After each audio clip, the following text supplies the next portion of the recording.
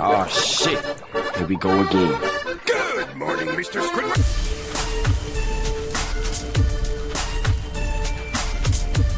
Prepare yourself, Dan Saiyan. What is up, Black Squad? Blackscape here, and today we have arrived at that very special moment in the month, the very special moment where the Dragon Ball Super manga brand new chapter has dropped and the entire fandom can go to civil war. It has been an onslaught of battles all week long with the leaks coming out, everyone taking sides, nobody meeting in the middle, everyone just arguing, and honestly, I have been one of the biggest criticizers of the Dragon Ball Super manga. You guys all know this. I mean, you don't drop a video like the day the Dragon Ball Super manga died and not pinpoint yourself as part of the commotion that's going on in the community, because I've garnered a lot of attention from a lot of the fandom that is just tired of them rewriting the same story over and over again, using the same tropes, and not giving any of these characters any growth, not only in their transformations, at least not in an interesting way, but in their characterization. We are all sick and tired of it, and right now, up to this moment, I gotta tell you guys, the Moro arc is far more entertaining, far more interesting, far more well put together than the Granola arc is right now. It's just not an interesting read. But today we have Chapter 76, The Fate of the Saiyans. There have been leaks that I've been covering. There are things that I like, things that I don't like, but I need the full picture. I need full context, and that's what we're gonna get right now. So sit back, relax, let's go ahead as a fan base, as a fandom, as the Black Squad, read the Dragon Ball Super manga chapter 76 together. Let's go. Now we begin with things that we've seen in the leaks. The destruction of what's left of the Cerulean ruins, because Vegeta don't give a shit and Granola at this point don't care either, to the point where Granola is chasing Vegeta around like a rabbit, trying to shoot him down. I kind of wish I could make that shit up. No, I can't. Vegeta's running around, hopping around like a little bunny rabbit, trying to get away from Granola, who, honestly, this is probably the most badass scene that he's been in. He's just walking toward Vegeta with both his hands pointed outward like he's got two 6-shooters. He looks badass, honestly, and this Granola that we've been seeing lately has been making me warm up to him a little bit more. I mean, there's something that happens in this chapter that makes me really interested into his backstory and what we're going to see from him in the future. Because unfortunately for Vegeta, he can't dodge these things forever. He actually gets hit by a few of them, and that puts him back to base to the point where it's roasting time, and Granola goes, "No more super ego," or whatever you called it. Hilarious. Super, whatever you call it. He knows what he said it was. It's ultra ego, and that's basically the fate of the Saiyans, Granola says, to be defeated by the race that they destroyed, or almost destroyed. It's actually an interesting and really cool story, really taking a lot of influence from Sasuke and Naruto, like a ton of influence, but it makes sense in the context because the Saiyans would have a long list, a laundry list of enemies from their blood feuds of where the Saiyans were sent to destroy those planets, you know? And that is when Vegeta grabs Granola's leg. And at this point now, if I hadn't seen the spoilers, I would have imagined like Granola just curb stomping shit out of Vegeta, you know, curb stomping the hell out of him, like just taking his ass out right there and then. But that's not what ends up happening. As we've seen from the spoilers, Vegeta is a master of his own fate, but nope, that's not the case. Goku is a master of Vegeta's face, and he showcases that twice here. He punches Granola right in his shit, knocking Granola away from Vegeta, saving Vegeta's ass from getting, not curb stomped, but, you know, curb fisted. That sounds bad. And Goku is ready to take over for Vegeta, like we've seen before, because it is now definitively Goku time. Until it's not, because Vegeta kicks Goku in an Easter egg that I'm saying it's an Easter egg. It's not Vegeta, you know, mimicking Android 18's kick. It's just an Easter egg. There's no way possible that he would have been able to see that kick coming enough to copy it, because 18 was moving too fast. If Vegeta was able to mimic that kick, if he was able to see it coming, he would have dodged. I would assume he would be able to dodge. He ends up kicking Goku off into the distance, and he says, "I'll have my final say," getting all pissed off at Goku for interrupting. It's a pride thing. This whole thing is a pride thing.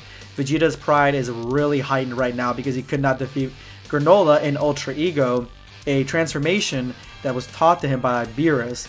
It's like Goku can be taught by Whis and win his fights, but when Vegeta's taught by Beerus, he still loses. So I can see why Vegeta is a little upset right now. He's a little hurt. He's a little tender, you know? And this is the things that Goku gets. But even though Goku gets kicked out of the way here, it is definitely Goku time right here, because Goku actually plays a major part in the rest of the chapter right here. And honestly, Goku's one of the most well-written characters right now in the chapter, in this chapter specifically, as you're gonna see. Vegeta punches Goku again and basically says that Goku misinterprets their relationship 100%. So basically, the way Vegeta is saying, because people are upset that this is like taking Vegeta backward, and again, I am a huge critic of the way he's been written, but basically what Vegeta is saying is that if they are going to protect something together, like they find that like something they cherish, like the only thing that Vegeta cherishes is Bulma and his family, specifically, maybe his friends to an extent, but mainly his family, then yes, he will team up with Goku, he'll fight with Goku alongside Goku, and he will fuse with Goku. That's essentially what he's saying. But in this fight alone, Vegeta, in the very beginning, in the last chapter that I gave 10 out of 10, like I loved it, when Vegeta, before he went into Ultra Ego, where Vegeta was like talking a lot with Granola, in that chapter Vegeta says that he's so happy to have a fight where he doesn't have to worry about collateral damage, because he doesn't give a shit about these people that are on this planet. So he can destroy this planet or destroy most of the planet and not really care. So in this instance, it's not the same thing, and Vegeta wants to fight on his own, and he'd rather die than team up with Goku in this sort of fight when it's about pride and nothing else. This whole chapter, the whole theme behind all these chapters with Granola and Vegeta is all about pride. Granola has the pride because now he's the world's strongest, but he also has vengeance. Vegeta has pride because he wants to defeat Granola, who is the world's strongest, and he told everybody he's the world's strongest, and he also got a lot of support from Beerus, so he's like, I can't lose after getting all this attention from Beerus. So, you know, it's all about pride, which I'm starting to see a little bit more here, but still, this whole thing could have been written a lot better, like all these chapters with Vegeta, and a lot of things could have been explained or at least hinted at better in the beginning, but I can see where they're trying to wrap this up with Vegeta's arc. But Vegeta doesn't see this shit coming, because Granola literally came at Vegeta for Vegeta's nutsack. He had Vegeta dead to rights, but because Goku has been training with Whis, Goku has had the Ultra Instinct over his Super Saiyan Blue, and he's been trying to do Ultra Instinct in Super Saiyan Blue and other things. In that moment, Goku was fast enough, his reaction time was fast enough to save Vegeta. I would imagine this is like an 18 versus Vegeta situation, that 18 came in way faster than Vegeta and broke his arm. This is the same thing. Granola is so much faster than Vegeta at this point. Vegeta does not even realize that he's coming at him, but Goku, the Ultra Instinct, he's able to train, he's had longer experience with it, he is clicking, you know, it's clicking to him that Granola's moving fast. So in the next instance, Granola misses and barely scratches Vegeta, as Goku is the one that pushed Vegeta away into another building, and that knocks out Vegeta. Now originally I was extremely upset about this, because I'm like, really? Like, Vegeta doesn't get the W, and then Goku gets the W against Vegeta, knocking his ass out? Like, sit down, Vegeta. Let a main character show you how it's done. Let the main character show you how it's done. But seeing the whole thing with context now that I see the reaction time, the fact that Vegeta is trying to do this on his own, because it's a pride thing for him too, but there's so much more going into it. Plus the planet, like, he doesn't give a shit about. Like, yeah, I can get why he was in the middle of mid-speech. Granola's that much faster. It shows how much stronger Granola is just based on this wish, which has a lot of faults on his own, like the bases has. But I'm fine with it, as Goku is the one that knocks him out, and Goku surprises Granola, because, you know, Granola's like, I was going fast, and Goku says that these techniques won't work on him anymore. Like, Granola's techniques only work on Goku once, which is what we're gonna see here, that Granola and Goku, this fight right here, this instance, is probably some of the best that we've seen from Goku, because Goku's at his best when he's learning actively from the fight. And that's what happens next. Granola hits Goku in the back, knocking him out, and then Granola says that I'm going to interrogate you later and get the Frieza get the Frieza's location from you later. And then that's when he gets blasted in the back, and that did not work on Goku a second time. It won't work on him at all because Goku is in the process of learning how to move his vital spots through his body, which we see here. Granola's hitting him in the stomach, trying to get his vital spots, but he leaves himself wide open because it doesn't work, and Goku knocks Granola back, and that's what he's doing. He's moving his vital spots throughout his body. Not sure how that works. Like, is he moving like the musculature and like the nerves? He's hiding them inside his, like, he's got some full control over his body where Granola's attacks are not working against him, which now leads me to believe that hit's not going to work against him either. But I like this. I like that, again, Goku learned from his mistakes, something that Vegeta really has a hard time doing, learning from the past. But just like the essence of Ultra Instinct is to run away, it's defense, it's just protective, Granola calls his bluff. You can't attack me, you can barely hurt me, but I can hurt you, or at least not just going for your vital spots, but I can hurt you with other attacks. So they're going to go at it as Vegeta wakes up. He sees them fighting. Now, Goku's doing all this in Super Saiyan Blue, which is admirable because Super Saiyan Blue is basically Super Saiyan for Dragon Ball Super, and I liked it in Dragon Ball Z where they use Super Saiyan a lot. So I like to see Super Saiyan Blue interact like this and like being used more or whatever. But the punches are getting weaker and weaker, and Goku gets knocked out back to base as well. And that is when Vegeta comes up and says that he's going to tag in. Goku doesn't believe that Vegeta can defeat Granola, like, at all. And that's when Granola lowers himself down to their level, and you can see that he is physically winded. He's not really too damaged. He's got some blood coming out of his mouth, but he is physically winded. So the limits to this wish are starting to show themselves. And I mean, the wish made you Goku and Vegeta level. That's some badass stuff. I mean, those two Dragon Balls, they need to be put away, locked away somewhere safe, you know, because anybody making this wish on those two Dragon Balls, I mean, it's game over for these guys. They need to do something about those Dragon Balls before the end of this whole arc is done, because anybody else could wish for the exact same thing, somebody that's much stronger. Imagine if Frieza wished the same thing. On top of having the power that he's already got, plus more power because he's stronger than Goku and Vegeta, dude, it'd be nuts. It would be nuts. So this is very interesting. Vegeta is convinced that the limit for Granola is about to be hit soon, but basically because he just unleashed the power of the second eye, and that boosted his strength, or at least made him far deadlier with his attacks. And if that's the case, that means that people are saying that Goku and Vegeta both transformed, and Vegeta even transformed into Ultra Ego in this fight, and Granola hasn't transformed at all. What we may be seeing is a different type of transformation. The second eye unlocking could be Granola's form of transforming, and now he's far stronger. You get what I'm saying? So that's what Vegeta says. He's not had it for very long. He's gonna hit his limit soon. And then we get the first bit of dialogue between Vegeta and Granola that I actually give a shit about. So Granola says, "You again still fighting alone? Your minds work in mysterious ways, I must say. And yours isn't exactly playing with a full deck.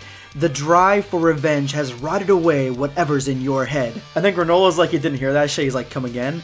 And Vegeta continues, "You think you survived all this time just to take revenge on us. There's nothing more to your life?" And Granola is silent because there is.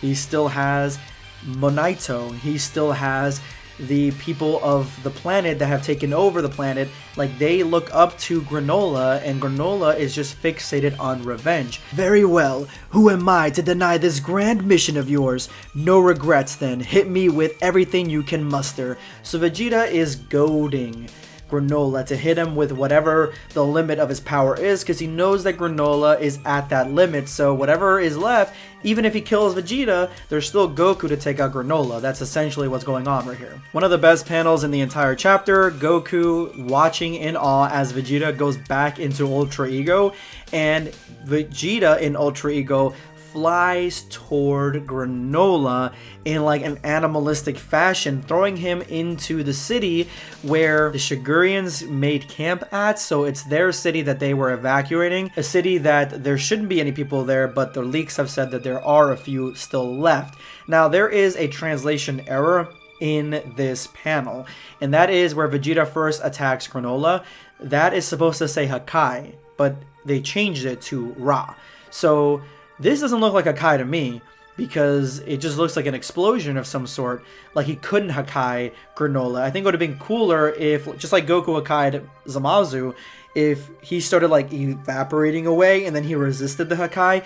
That would have been cool. So to me, maybe they thought that there was going to be Hakai, or like they wanted this to be Hakai, but then they thought back and they're like, you know, I don't know if we want to make this Hakai because the rest of the panels aren't him actually getting Hakai'd, so they changed it to just an attack, like an explosive attack of some kind, before Vegeta came in like an animal. Now this city is completely untouched, and Granola does not want to be here, but Vegeta does not care. Oh, and here I thought you didn't care about anything. And Vegeta attacks Granola to the point where Granola gets pissed off and hits him with a right hook that Vegeta catches and then bites. I mean, Vegeta, I already joked about this before, that I don't like this because Vegeta is not really using any abilities that are specifically tied to this Ultra Ego transformation, but we're gonna get to that in a little bit. He's not really using anything that's specific to that. He's just using like normal shit that he would normally use. There's nothing interesting about Ultra Ego right now, unfortunately. The bites, it's a Goku thing, I guess. I don't know. I like this part right here where he's actually biting him on his arm. I think it looks funny. But Vegeta sure as shit is running out of ideas, or didn't have any to begin with, because then Granola throws him on the ground and Vegeta's like, you can't use that precious barrage attack or rapid fire moves here because he'd destroy everything. But Vegeta like let himself get thrown on the ground in front of him. So Granola, like, using common sense, is like, I don't need it here. So he actually like pins Vegeta down with both his arms to the ground, and then point blank range at Vegeta's throat. At his throat, guys. Not at his face, not at his torso, his throat. He shoots him rapid fire, point blank range. This should have severed Vegeta's head from his body. That would have been so sick to see. Obviously, like, that would have ended the whole thing, and you know, Dragon Ball's never going to get to that point in brutality. That would have been so cool to see, but point blank range.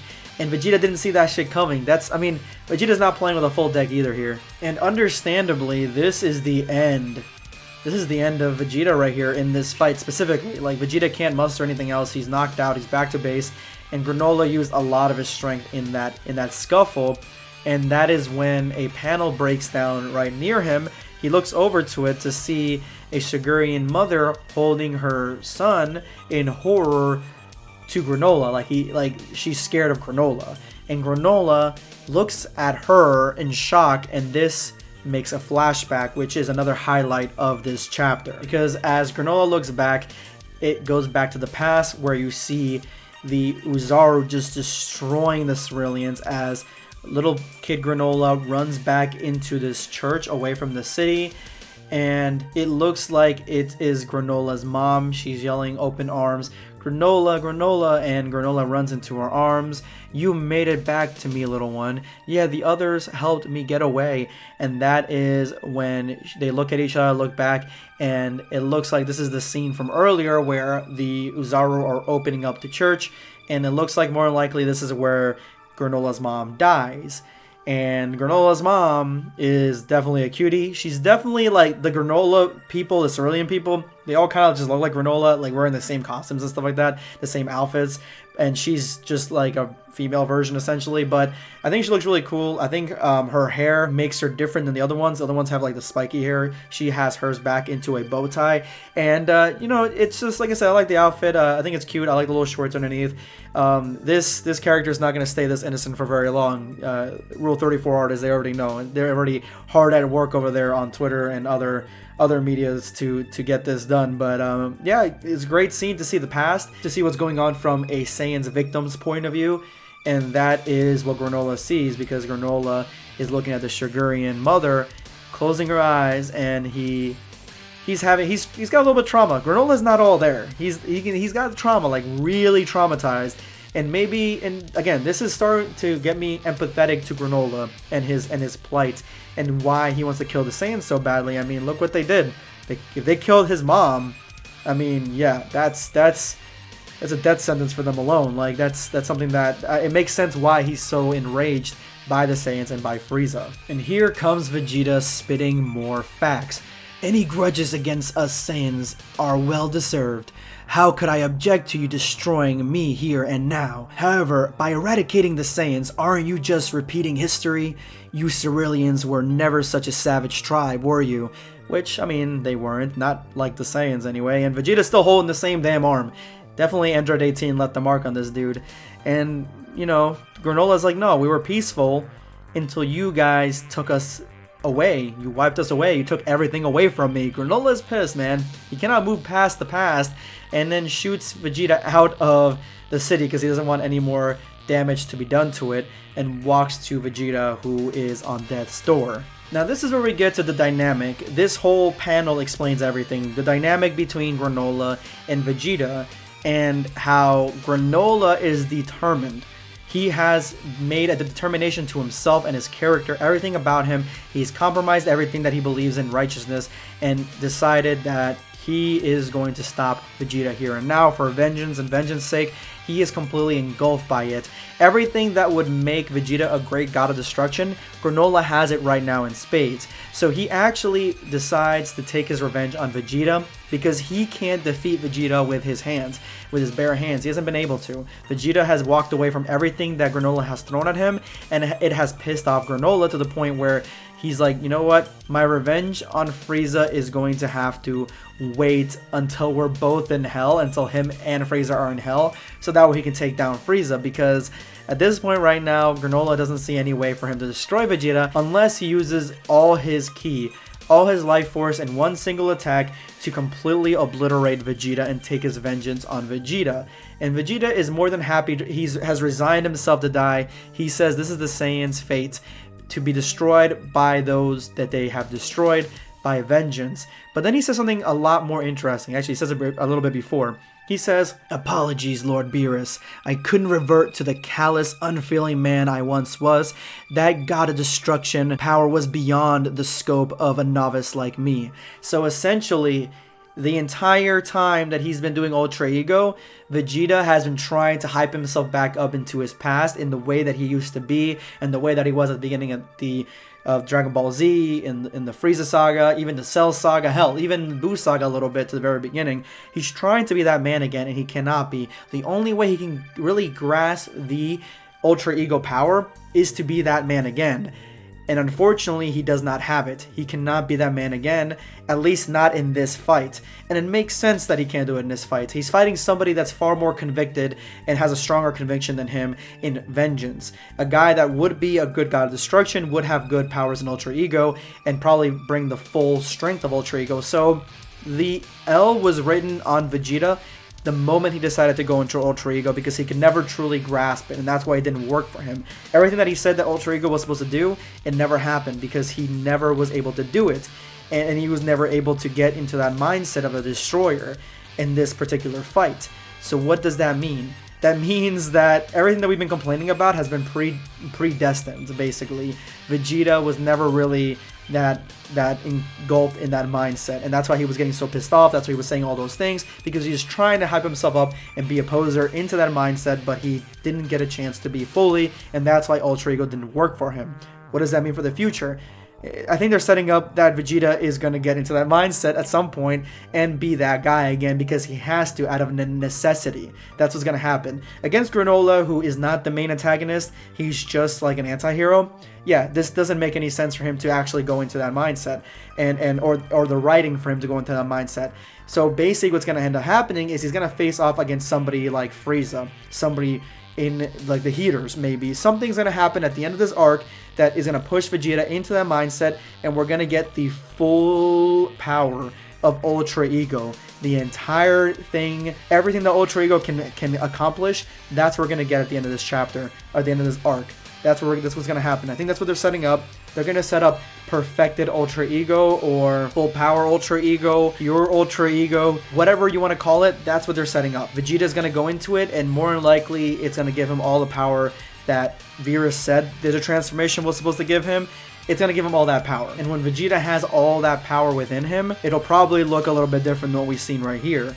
Honestly, for me, I would love them to bring back the Super Saiyan. I mean, they already kind of did it, but I would love them to bring it back to Super Saiyan 3 design for the full pure Ultra Ego, where his hair goes all the way back, and it's almost just like a purple hair Super Saiyan 3, kind of. Like Vegeta never got Super Saiyan 3, but he gets like a version, like a new transformation that looks like Super Saiyan 3. I would take that or a Super Saiyan 4 variant. I don't really care at this point, but I liked this part. It explains everything. Now, could they have accomplished everything a lot better? Yes, they could have done it a lot better than this. It was so confusing for most of it. And to me, yeah, the Dragon Ball Super manga still needs to be reborn again. It needs to be revived. It died when I made that video, and I still stick by it. Nothing here changes that because it was so confusing. It was so muddled for a lot of people that, and the writing was so all over the place that, yeah, it's still dead for me. But for me, I'm still optimistic about its future. Now, Goku realizes they both are resigned to die, and he runs to try to save them, but that's when we get Monaito coming in with a spaceship, and he's been filled in about all the information. And he actually recognizes Goku because he says, oh, is this the Saiyan that Granola's been fighting? He's like, yeah, the one that he's about to destroy. And then Oatmeal says there's another one as well. And then Monaito says of all the crazy things, because he probably sees that Goku looks just like Bardock, and as Vegeta and Granola resign themselves to death, Oatmeal and Monaito stop the fight, leaving Granola kind of confused. What are you doing? But then realizes that Oatmeal meddled in his business. But this is enough for Goku to come in and essentially football tackle Granola out of the way, stopping the attack, saving Vegeta. And then Goku has like the best dialogue. He's like, don't be stupid. You too, Vegeta. What are you thinking? Because he realizes that Granola's not really a bad guy. He knew that from the beginning. Vegeta, at this point, is not, he's not a bad guy. Why are you guys both trying to kill each other? And that is when Monaito comes out of the spaceship and reveals the cliffhanger that he should have told Granola this a long time ago. Not sure why he didn't tell him this, but this is one of those story things that, like, it's so unnecessary, and it's played out. It's been seen in other stories before, and I wish they didn't do this here. But Monaito could have just told Granola that Bardock was the one that saved them. If Granola really was that upset with the Saiyans and Frieza, he could have been like, yes, but a Saiyan in Frieza's employ saved us. And then, I mean, but if he would have told him, this fight would have never happened, essentially. But this reveal that it was Bardock that saved them is something that shocks Granola. Like, did I hear that right? A Saiyan was our savior? To the shock of Goku and Vegeta. Vegeta's still holding the same arm. And then next chapter, we're going to be getting probably the full backstory on what Bardock did. I wouldn't be surprised if the entire next chapter is the story of how Monaito and Granola escaped and Bardock helped them escape or something, or saved them or whatever. I wouldn't be surprised if it was majority of that. And then Monaito being like, hey, this is your dad, Goku, or whatever, because he said that, he had a kid, his name was Kakarot, or whatever. And that is going to be what I'm really excited about. I'm actually genuinely excited for the next chapter. This whole thing was a scuffle. It feels like it dragged on forever, but it was a scuffle that honestly, we got some good parts here. We're getting, hopefully, pure Ultra Ego at the end of this arc. We're getting something more akin to that, I'm hoping, but I'm more interested in the Bardock stuff. This chapter, I don't know, I give it a 7. Maybe I don't really score these, but it was slightly above average. I mean, there was a lot of interesting things. We got to understand a little bit more about Ultra Ego and why Vegeta always loses and why Vegeta lost here, and Granola's mindset. Just a lot of the stuff, the Bardock stuff, the backstory stuff, Goku being a G. Goku was the MVP here. All that stuff really made me excited for this next chapter coming up. And so yeah, it was interesting enough for me to be excited. You know what I'm saying? Can't wait to see what happens next, guys. And I haven't said that in a while. Let me know what your thoughts are on chapter 76. I know this is a long review, but glad for those of you guys who bared with me all the way to the end. You guys are the true OGs. This is going to be Blackscape signing off. Take care, guys. Subscribe for more content. Or perish.